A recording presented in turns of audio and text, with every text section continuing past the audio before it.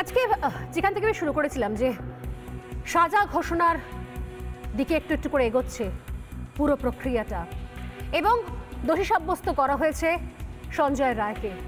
আদালতের বাইরে কিন্তু দ্বন্দ্ব এবং বিতর্ক রয়ে গেল।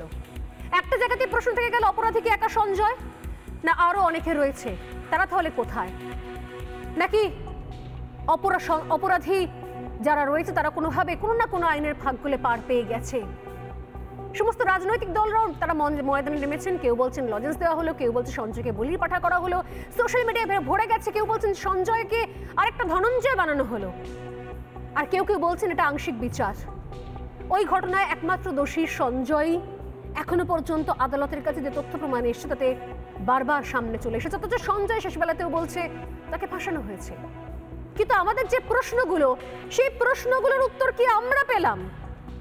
জুনিয়র ডাক্তাররা যারা দিন রাত এক করে বিচার চেয়েছিল, কোথাও অনেক প্রশ্ন উঠেছিল, অনেক তাদের উদ্দেশ্য নিয়ে প্রশ্ন উঠেছে, বিতর্কের বানে বিদ্ধ হয়েছেন তারাও। তারপর মিটমাট করে তারা কাজ শুরু করেছেন, পরিষেবা দেওয়া শুরু করেছেন। কিন্তু এখনো পর্যন্ত তারাই বাকি তাদের প্রশ্নের উত্তর পেয়েছেন। জুনিয়র ডাক্তাররা রীতিমতো 20খানা প্রশ্ন, যে প্রশ্নের উত্তর তারা রেখেছে, যে প্রশ্নগুলো তারা রেখেছিলেন তার উত্তর তারা পাননি। ঠিক যেভাবে উত্তর পাননি অভয়ের বাবা এবং মা, কম করে 42খানা প্রশ্ন তারা পাঠিয়েছেন আদালতের কাছে এবং জানতে চেয়েছেন এই প্রশ্নের উত্তর কি তারা আদৌ পাবেন কোনোদিনও এ জীবনে। নিঃসন্দেহে আজ বড় দিন। অন্তত এতদিন ধরে বিভিন্ন জায়গা থেকে যত রকমের প্রোটেকশন হোক, যত রকমের সাহায্য হোক, সবকিছুকে পার করে অন্তত সঞ্জয় রায়কে দোষী সাব্যস্ত করেছে আদালত। কিন্তু এর বাইরেও তার অনেক কিছু রয়েছে। নাকি এখানেই শেষ হয়ে যাবে আমাদের যাবতীয় প্রশ্ন? উত্তর কি পাওয়া হয়ে গেছে? এগুলোর আগে আমি একবার জিজ্ঞাসা করবো, মানে দেখে নেবো একবার যে জুনিয়র চিকিৎসকেরা তারা কি বলছেন। অনিকেত মাহাতো থেকে শুরু করে দেবাশিস হালদার, জুনিয়র চিকিৎসক আশফাকুল্লাহ নাইয়া, তারা কি বলছেন? তারা কি বলছেন বিচার সম্পন্ন? যদি তাই হয় তাহলে তারা কিসের ভিত্তিতে এতগুলো প্রশ্ন রাখলেন, তাদের বক্তব্য একবার শোনাই, দেখুন। কিন্তু এটাতে তো খুশি হওয়ার কোনো জায়গা নেই, কেননা আমরা বারবার বলছি এই ঘটনার সাথে একজন সিভিক ভলেন্টিয়ার একা যুক্ত থাকতে পারে না। প্রকৃত অপরাধী যারা প্রত্যেকে সর্বোচ্চ শাস্তি পাচ্ছে, ততদিন অবধি তো এই বিচার নিয়ে উল্লসিত হওয়ার কোনো জায়গাই নেই। এটা তো একটা প্রহসনের জায়গায় দাঁড়াচ্ছে। প্রশ্নটা যেটা থেকে যাচ্ছে সেটা হচ্ছে যে এই ঘটনাতে সঞ্জয় রায় ছাড়া আর বাকি কারা যুক্ত, এই প্রশ্নটা এই জায়গাটার সম্পর্কে একটা প্রপার ক্লিয়ারেন্স আসতে হবে, যেটা আসছে না। প্রাইমারি স্টেপ এই সাজাদানের মাধ্যমে শুরু হলো, কিন্তু দীর্ঘপথ লড়াই অতিক্রম করতে হবে। যে এরকম একটা ঘটনা একজনের পক্ষে ঘটানো সম্ভব না। যদি একজনের পক্ষে এরকম ঘটনা ঘটানো হয় তাহলে কি উদ্দেশ্যে ধামাচাপা দেওয়ার চেষ্টা চলেছে? কিছু মানুষ এখনো পর্যন্ত ঘুরে বেড়াচ্ছে, যারা এখনো পর্যন্ত রোমিং ফ্রি, তো তাদেরকে ধরে তাদেরকে খুঁজে আমার মনে হয় আবার কোর্টের মাধ্যমে এনে তাদেরকে শাস্তি যদি যেদিন দেবে সেদিন একটা কমপ্লিট জাস্টিস বলে আমরা মনে করি। শুধুমাত্র জুনিয়র চিকিৎসকেরাই নন, একই সঙ্গে সাধারণ মানুষ যারা আজকে অনেকেই অপেক্ষা করছিলেন কোর্ট চত্বরের বাইরে, তারাই বা কি প্রশ্ন তুলছেন, তাদেরও কিছু প্রশ্ন আছে, সেই প্রশ্নগুলো শোনাবো।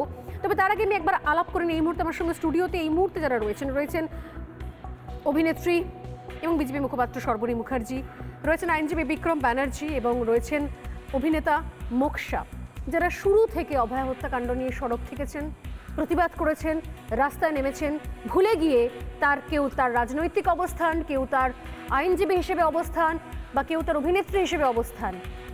যে তিনজনের সঙ্গে কথা বলছি, তিনজনের কাছেই পেশার থেকেও কোথাও ওপরে ছিল এই ঘটনার বিচার। রং, দল, মত সব কিছুর ঊর্ধ্বে উঠে এই তিনজনই চেয়েছিলেন শুরু থেকে রাজনীতির রং নয়, বিচার চাই, এবং সেটা যত দ্রুত সম্ভব, যত তাড়াতাড়ি সম্ভব। তাদের কথা শুনবো, তবে তার আগে শোনাই সাধারণ মানুষজন। কারণ এই এমন একটা ঘটনা নাড়িয়ে দেওয়ার মতো, প্রত্যেকটা বাবা মা পরিবার, আমাদের মানসিকতা সবকিছু নাড়িয়ে দেওয়ার মতো এমন একটা ঘটনা, যেখানে সাধারণ মানুষ তারা পর্যন্ত মুখ খোলা শুরু করেছিলেন, তারা পর্যন্ত রাস্তা নামা শুরু করেছিলেন, তারা পর্যন্ত প্রতিবাদ করা শুরু করেছিলেন, তারা পর্যন্ত প্রশ্ন করা শুরু করেছিলেন। আর আজও তারা প্রশ্ন করলেন। কি প্রশ্ন করলেন? দেখুন।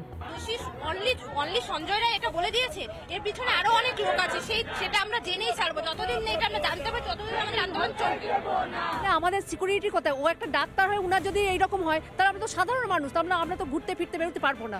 তাই বিচার চাই, এটাই ওরা বিচার চাই, ন্যায্য বিচার চাই। পুলিশ বা সিবিআই যে তথ্য আদালতের কাছে নিয়ে যাবে তার ভিত্তিতেই তো বিচারপতি আদেশ দেবেন। সুতরাং যে তথ্য ওরা নিয়ে গেছেন সেই তথ্যের ভিত্তিতে আদেশ দিয়েছেন, এটাই হবার ছিল। কিন্তু মানুষের যে আন্দোলন, মানুষের যে আবেগ, সেটাকে এইভাবে আটকানো যাবে না। পশ্চিমবঙ্গে দাঁড়িয়ে যেখানে একজন মুখ্যমন্ত্রী, স্বাস্থ্যমন্ত্রী এবং পুলিশ মন্ত্রী মমতা বন্দ্যোপাধ্যায়, সেইখানে দাঁড়িয়ে আমাদেরকে 14 তারিখ রাত্রিবেলা স্বাধীনতার জন্য পুরো পশ্চিমবঙ্গ সহ ভারতের মেয়েকে রাস্তায় থাকতে হয়, বাকি সমস্ত রকমের সুযোগ দেওয়ার জন্য এরা পুরোপুরি ব্যর্থ প্রথম দিন থেকে। হয়তো অভয়ের মতো এত ন্যাক্কারজনক একটা ঘটনা আজকে 162তম দিনে দাঁড়িয়েও এত মানুষকে কোর্টের সামনে দাঁড়িয়ে রায় চাওয়ার জন্য দাঁড়িয়ে থাকতে হয় না। নানা ধরনের কন্টেন্ট দেখার জন্য লাইক করুন, শেয়ার করুন আমাদের ফেসবুক পেজ, সাবস্ক্রাইব করুন আমাদের ইউটিউব চ্যানেল। পাশাপাশি অন্যান্য ব্রেকিং নিউজের জন্য অবশ্যই চোখ রাখুন রিপাবলিক বাংলায়।